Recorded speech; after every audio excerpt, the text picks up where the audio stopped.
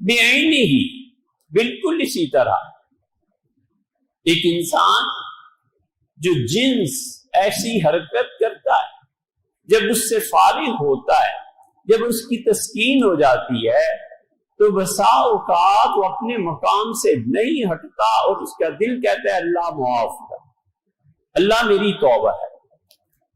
نیچے اترتا ہے، گاڑی میں بیٹھتا ہے، کسی چیز میں کہتا ہے اللہ میں کبھی یہ کام آئندہ نہیں کروں،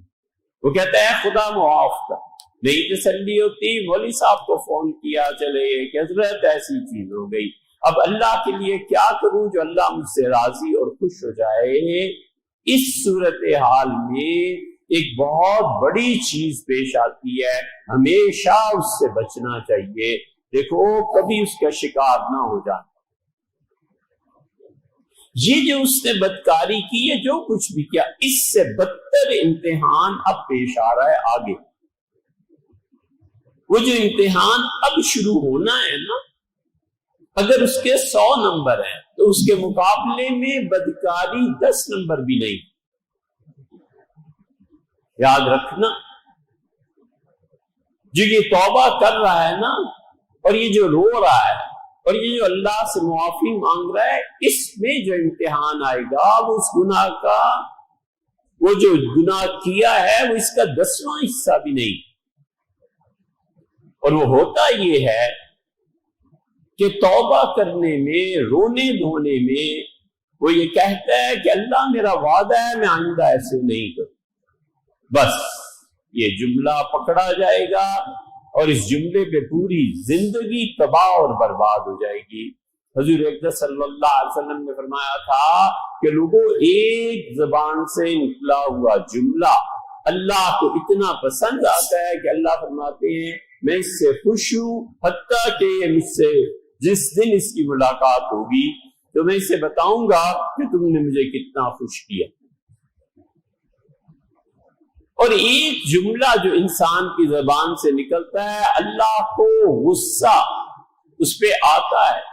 اور رسول اللہ صلی اللہ علیہ وسلم ایسے لوگ جب خدا سے ملیں گے تو خدا فرشتوں کو کہتا ہے لکھ لو اس آدمی کے اس جملے کو، میں اس دن تک کے لیے ناراض ہوں جب یہ مر کے میرے سامنے آئے۔ اس لیے وہ جو بدکاری کی ہے نا، اس سے 100 گنا بدتر یہ ہے کہ اللہ میں وعدہ کرتا ہوں ایسے نہیں ہوگا، اے خدا میرا وعدہ ہے اللہ میں ایسے کام نہیں کروں گا، پھر اس میں جنس کا غلبہ ہوگا، پھر وہ کام یہ کرے گا تو پھر وہ ہوگا جو سورہ توبہ میں اللہ نے فرمایا ہے۔ اللہ تعالیٰ نے کچھ لوگوں کے متعلق ارشاد فرمایا ہے، اللہ نے کہا کہ انہوں نے مجھ سے وعدہ کیا تھا کہ میں اگر انہیں پیسے دے دوں تو میری راہ میں خرچ کریں گے، جب میں نے انہیں پیسے دے دیے، بہت دولت دے دی، تو انہوں نے میری راہ میں خرچ کرنا چھوڑ دیا۔ فَعَاقَبَهُمْ نِفَاقًا، ہم نے ان کے دلوں میں منافقت کا مرض ڈال دیا۔ سمجھو، اس نے کہا پیسے اے پروردگار دے، میں تیری راہ میں خرچ کروں گا، نہیں خرچ کیے تو تیسری چیز یہ ہوئی کہ وہ منافق ہو گئے دل سے۔ یہاں اس نے کہا اللہ آئندہ کبھی بھی ایسا موقع آئے میں یہ کام نہیں کروں گا، جب موقع ملا پھر اسی کام میں مصروف ہو گیا۔ فَعَاقَبَهُمْ نِفَاقًا، اس کے دل میں منافقت کی بیماری لگ جائے۔ کبھی اللہ سے کوئی وعدہ نہیں، کبھی بھول کے بھی خدا سے کوئی وعدہ نہ کرے، کبھی نہ کہے کہ اللہ میں یہ آئندہ کہیں نہیں، کچھ نہ کہے کہ اللہ جب تک ہو سکا بچا رہوں گا۔ اس میں استثناء کرے، اس میں یہ زبان سے نکلے ہوئے جملے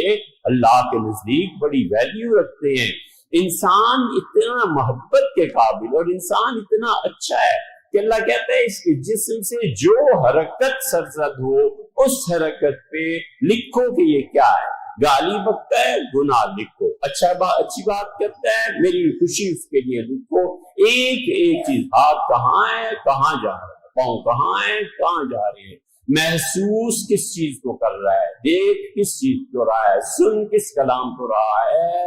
ایک ایک چیز پہ اللہ کے ہاں اجر لکھا۔